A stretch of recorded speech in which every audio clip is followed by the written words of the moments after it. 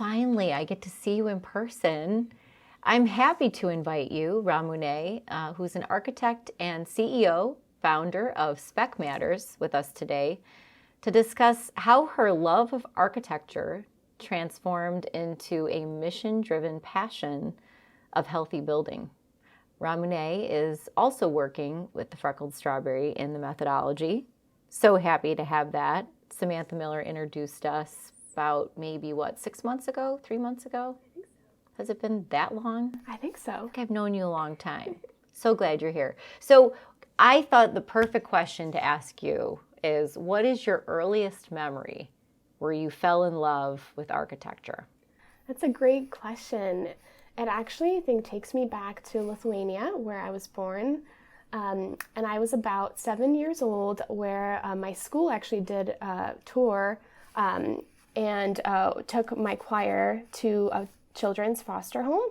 I think we performed there, but part of it was touring the building. And I remember walking this building and really was impacted by the spaces that we walked through, how the children really made the spaces their own, and they had no other place. It was really like I could tell how the building was part of them, and I think that was really impactful for me. I remember like the light quality and just the way the spaces were connected and really served the children. I think that was something that really stuck with me to this day, and really I think was engraved in me when I chose to pursue the career of an architect. Well, just watching you and watching your eyes, I could see you go back into that memory, and you were looking and visualizing and smelling and looking at the light and all these things. So I appreciate the creativity and the ability to have spatial intelligence that way. It is not something that I was born with. I could build a loan all day long and advise about money all day long, but the gift of architecture and spatial intelligence, being a woman, what's that been like for you, being a woman in the architectural space? That's a great question too. I actually, I've been really, really lucky to have some amazing female architect mentors who really coached me and helped me develop into the architect that I am today. But speaking with my peers, I know for a fact that is not the case. I was one of very few women in school who actually had female architect mentors. And I think that really shaped my perspective and then also allowed me to really advocate for women in architecture. And that's something I've done for a very long time, ever since I started studying architecture. In grad school, I founded a Women in Architecture group, created some symposiums around this topic, and then also even published a book called Women Rebuild, Stories, Polemics, Futures. And the book highlights female voices in architecture. So it's something I'm very passionate about. So say the name of that book again. It's called Women Rebuild, Stories, Polemics, Futures. That's amazing. Now that's something I did not know about you prior to this conversation, which I love to discover new things. So what about the Freckled Strawberry resonated with you? Was it the cute marketing name? Was it Samantha Miller's recommendation? Yes, definitely both of those things. But also, as an immigrant, a first gen, and a young woman in architecture, I've always struggled with imposter syndrome. And it was the female mentors and my mom as a role model who really empowered me and then helped me realize the value of female empowerment. And again, female empowerment is so ingrained in who I am and what I do. As I mentioned, I've been in leadership positions and started multiple female empowerment groups, and then also now currently work in an all-female founded architecture firm as well. So that really resonated with me. And I also think that we all need cheerleaders. And I feel like Freckled Strawberry is a great example of that. Not only do you empower financial empowerment, but also really help me believe in myself. And once you do believe in yourself, I think amazing things happen. I love the cheerleader analogy because that is so true. That's so true. So your story about when you first fell in love with architecture kind of does the explaining for this next question. But why did you choose architecture as a career? Yeah, so I think architecture is a universal language. No matter where you come from, what culture, what background, everyone can appreciate architecture and knows the value of a home. I also think that I know for a fact that we spend 90% of our time indoors. So being an architect, you have the ability to really shape people's lives, their health and well-being. And that was really important to me. And then also being able to impact the built environment and create something that will last for generations to come long after my time here on Earth is something that's a really incredible thing to be a part of. What a way to leave a print on Earth, to change a skyline or something. Exactly. I mean, that would be super cool. Yeah. One of the title that I had played around with this interview with you today was Architecture, a Passion Turned Mission Driven. So I'm watching your eyes light up. I'm watching you go back in your memory. I'm watching you get inspired just here talking about the thing you love, right? And the passion around architecture, the fact that you chose this career. So take me off the exit ramp and tell me a little bit about this mission of Spec Matters. Yes, so Spec Matters is an advocacy platform empowering the building industry to write healthier specifications and also select healthier materials. There's a huge gap that exists in my industry. We are not taught, as architects and interior designers, we're not taught about healthy materials in schools, yet healthy research institutions, health-focused professionals are really raising red flags about the toxicity of building materials. There's a lot of carcinogens and hormone disruptors, and all of these things are being put into building materials that we then select and build our buildings with. And we don't even realize how toxic our environments are. And so this is something that I learned when I was studying for my licensing exams, and I have 7 years of architecture school, and not once was it ever mentioned. Wow. So that really raised a red flag. And around the same time, 2020, COVID was happening, and I really felt that this was the first time that people realized how much their environments impacted their health and well-being.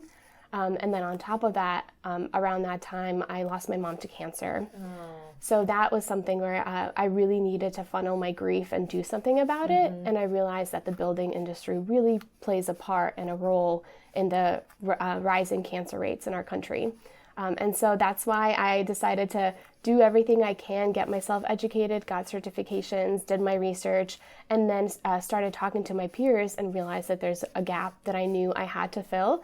And so Spec Matters started as a newsletter internal for the firm that I was working at the time. It was a hit for entry-level architects and those who were working for 30 years or more. And so I knew I had to make this a public tool for the industry. And so that's why Spec Matters now exists. And the exciting thing about it is it also has become almost like a training program. So I take on volunteers that are usually young professionals or even students who don't come in with a lot of healthy building knowledge, but as they do the research and create content for us, they also become healthy building advocates. So even after they leave the program, they're going out to other firms around the country and being the healthy building advocates in their own cities and towns. And so I'm very excited about that because in a way I'm training the next generation of healthy building advocates and future leaders in my industry. So I totally share that passion with you. I get what you mean about empowering the future, people that are coming behind you, to give them a piece of something that you see and the awareness that you had early on, and to share it and to grow it so that all of us can benefit from that. So the Freckled Strawberry is dedicated to empowering women in financial independence. And one of the things that we talk about is loving ourselves through our money. There is not a woman who can't tell you today what her macros are or how many calories she's counting, or, you know, it's important that we become educated in many different ways. And when we have clarity, we have choices, and then we're making decisions from an empowered perspective as opposed to a reactionary or going along with the program because that's what somebody's recommended. Well, maybe if you had a little bit of education around something like you're sharing, about building materials that we live and breathe in all the time, you know, that's a wonderful thing to carry into the future. So thank you for finding that. Through our conversations, you're also going through the methodology right now, and you're smack dab in the middle of that. I'm loving that the conversations that we're having, because you're a career trailblazer. You are a bastion for business. You are a professional in yourself. You're also an entrepreneur, which is interesting. And it's a twist in the female space that is not typical. And it's wonderful to see. So going through the methodology, would you just share some experience or surprise about yourself that you didn't know prior to going through the methodology? Yeah, so I feel like I had always prioritized other things in my life and never really took the time to look at finances. Even when I decided to start Spec Matters, I kind of just dove right in, and I feel like I did so much research for the content to be able to really speak about it and put myself out there for it. I didn't really do that when it came to like finances and what that meant, and making a plan of like how to grow the business, and also look within like at my personal finances. And I think that's so important to have that foundation. And I think doing your due diligence and taking the time to set yourself up, I think will help me get me to that next level.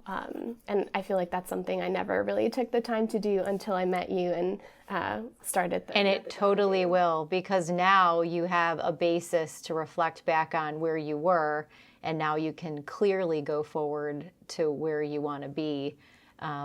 And who knows how this Spec Matters will scale? Who knows what your business will be? I think a lot of times women in general, me included, in my career, I was focused on making the dollar, making that certain amount of money, having the great package, having the health care, taken care of, and then really focused on winning. I want to be on that top leaderboard. I want to be in the top 10 of my firm.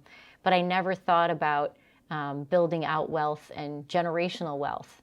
And I'm looking at you in a mirror, maybe in the future, or of what could possibly be if you're equipped with those tools, if you're thinking about developing multiple income streams for yourself. Then you have the opportunity to create legacy and build a future for family, for the next girl passing the torch, whatever it may be. So, in the spirit of the Freckled Strawberry sorority, and you soon to be a Strawberry alum, what advice would you give women today from an architectural standpoint?